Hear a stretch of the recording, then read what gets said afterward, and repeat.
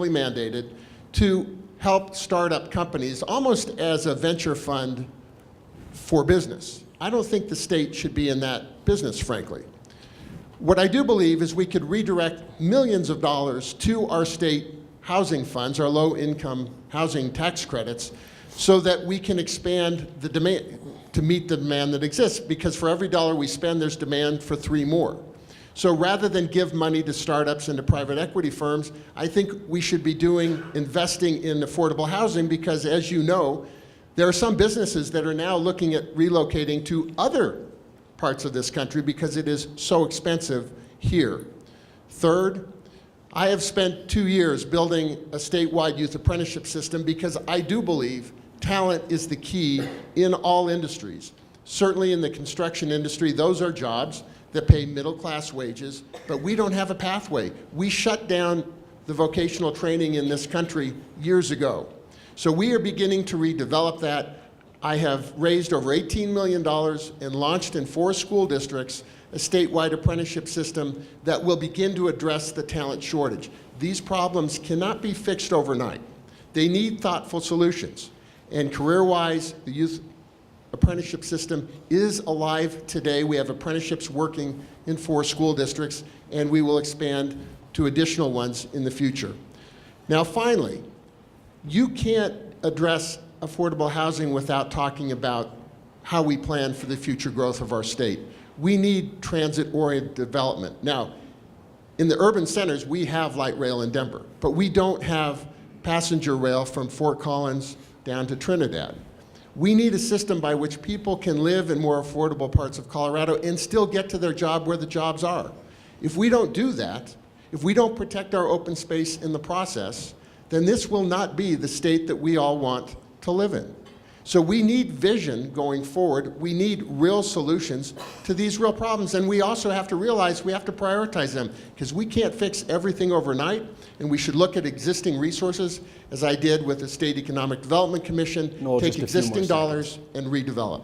All right, so the microphone's going to stay with you, Noel, so you can keep talking about transportation. That's the topic of our next question. Surprise, surprise, right? But let's go grassroots. As you travel across our great state, and this question is for each candidate, we're going to try to limit the answers to just 2 minutes to keep on track. When you receive feedback from potential voters, are you hearing that there are major concerns about the need to improve transportation statewide, not just in the metro area? And if so, how do you plan to address those concerns as future governor? We'll start with you, Noel.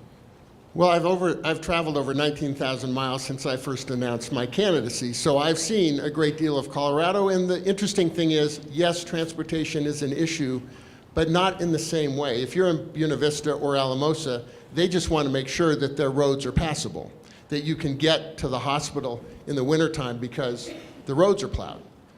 In the cities, you know, I experienced coming back from a campaign event getting rear-ended on I-25 and totaling my car because traffic was at a dead stop at 9 o'clock at night. So there are challenges that we have to take on, and transportation, the look of it is different. One of the challenges we have in Colorado, as you know, last year in the legislature, our elected officials wouldn't even let us vote on funding for transportation, which we all know we need and want. So what I will do as governor is use my bully pulpit and use my office to work statewide to build the trust in the rural areas where their issue really is, not that they don't want passable roads or that they really don't want us to have good transportation networks. They just don't think that the money that is raised will go to them. So we have to build trust throughout Colorado. We don't want another situation where, you know, Northeast Colorado wants to secede from the Union.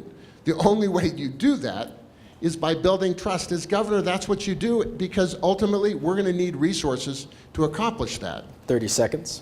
And with that, a dollar spent on infrastructure, on transportation, pays more back. So why wouldn't we want to make that investment as taxpayers? Why wouldn't we take some of the dollars that are going to be coming in the surplus we have this year and put it towards bonding transportation projects that will begin to address the shortfall we have that is over $9 billion. We can't solve this overnight, but if we just ignore it and kick the can down the road, we won't have a Colorado that we all want to live in. Thank you, Noel. Donna Lynn, 2 minutes. We spent a lot of time last year in the legislature, some of you know, working on the hospital provider fee, which allowed us to exempt that from the Tabor cap. Thank you, Cynthia, for your opinion. It was a fee, and it really tied us up for many, many years in trying to debate that issue. As Noel said, we have $9 billion in transportation needs over the next 10 years. And that fix last year, as hard fought as it was, only gave us $1.9 billion of what we need. We've gone through a very bottoms-up process with our local communities. This is not about the state wanting to spend money. This is about local communities working with the state to identify what their needs are, and they're significant. It is not just I-25, it is not just I-70, and it is not just for people who travel as tourists or as weekenders on those highways. It is essential to moving goods across this state. It is 285, it is 50, it is 160 in all of our communities, and providing safety for people who live in those communities where there aren't shoulders, providing the ability to move goods out of our rural communities that supply us with food is a huge, huge need. The need is actually going to be, by 2040, $25 billion. We've got to find that money. We've done a number of things, though, in the state to encourage alternative transportation. We have something called Bustang. Hopefully you've heard of it. And it is a way to have the state actually play a role in encouraging mass transit. Our current budget right now that we're talking about in the legislature has $140 million of general fund money. That is revolutionary, because most of our highway money comes from federal sources. But we thought it's such a critical issue connected to housing and connected to quality of life that we are going to put general fund money up, and hopefully we will get the voters to decide on an even bigger package this fall. Thank you. Thank you, Donna. Cynthia Kaufman, 2 minutes. Well, if you want to limit growth and alleviate affordable housing concerns, just continue failing to deal with the transportation issues that we have in our state. It's not an option, and I think everyone here knows that. But there is great consistency to this theme around the state, that people want to see the state of Colorado invest in infrastructure, in transportation infrastructure.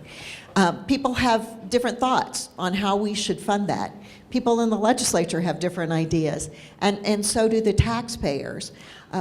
My only concern as we think about bonding for a large portion of our transportation funding is that we also consider what's going to happen to our economy, and we anticipate that. Because, not meaning to be the bearer of bad news, but we will face a recession again, and it is likely to happen, the prognosticators say, between 2020 and 2013. And I don't think we have adequately saved for that as a state. And we have to look at that as well. As part of the solution, we need to consider, are we prepared for what comes next? So there's a lot of planning to be done. But we as a state, I think, are ready to tackle this problem and to tackle technology infrastructure. And we can't forget about water infrastructure. I keep being reminded of that. How are we going to get clean water to all of these folks who are moving into high-density housing, into the Front Range? So we have a panoply of issues, but we also have great opportunity in the state because we have a very strong economy. We have smart people here. And as you can see from the people at the table here, we have folks who want to deal with the issues and solve problems in a creative and long-term way. So we are very fortunate. Thank you, Cynthia. Victor Mitchell. So my family moved to Colorado 3 decades ago to start a telecom company. And we've had now mostly Democratic administrations, one Republican administration, but there's one consistency in the 3 decades we've been here, which is our traffic and our congestion problems get worse and worse each and every year, and it's never been taken care of. I put forward a very specific and bold plan to get $2 billion into infrastructure funding in year one without $1 of tax or fee increases. So how exactly are we going to do it? Right now, CDOT's budget is $1.6 billion. But 70 cents of every dollar that they spend goes to overhead, goes to waste, goes to their 3,300 employees. I want to bring in a reformer similar to myself that comes from the private sector, but unlike me has no ambition to run for office, and limit CDOT's overhead to no more than 20%. That alone would free up about $700 million directly into roads and infrastructure, but that's not good enough.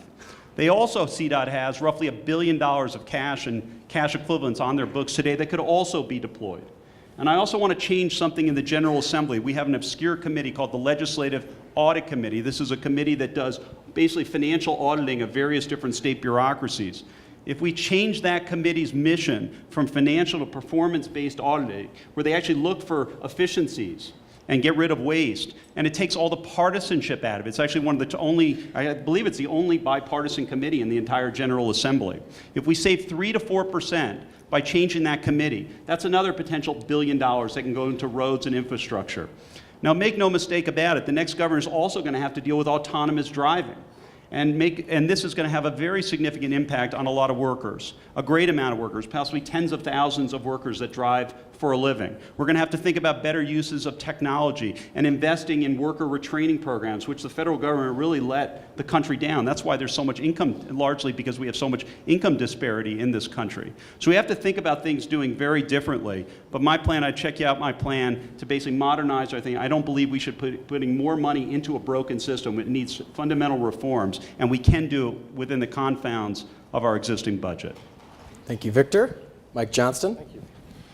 Well, I was sitting in the Pickle Barrel in Silverton yesterday afternoon discussing this very issue. If you need bar or bakery recommendations for any county in the state, by the way, I have them for you. So talk to me afterwards. But was talking because that's right at the base of